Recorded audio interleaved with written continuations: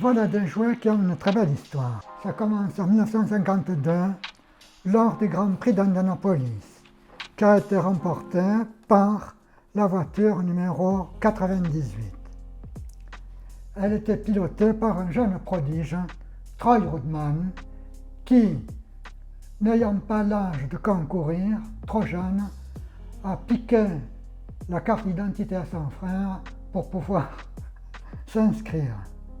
Et il a bien fait puisqu'il a gagné la course.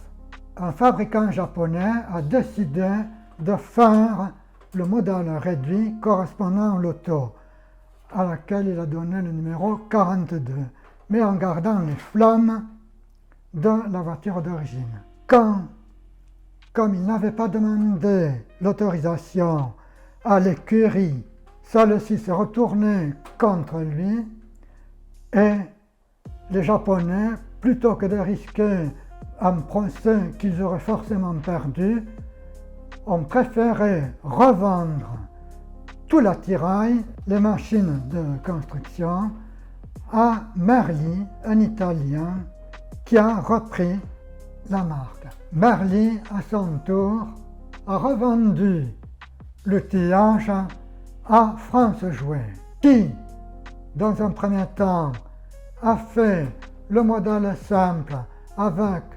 un petit moteur mécanique et s'est essayé à une télécommande. Si le premier modèle s'est très bien vendu, la télécommande n'a eu aucun succès. Est-ce parce qu'elle ne marchait pas bien ou qu'elle se vendait très cher? À l'heure actuelle, elle est quasiment introuvable. Si je me suis intéressé à ces autos, c'est parce que généralement, les voitures de course ont un museau effilé et libre pour pénétrer dans l'air le plus rapidement possible. Or, ces autos, la 98 ou la 42, ont beaucoup de choses qui retiennent l'air devant. C'est en m'intéressant à cet aspect que je me suis tourné vers Troy Ruddman.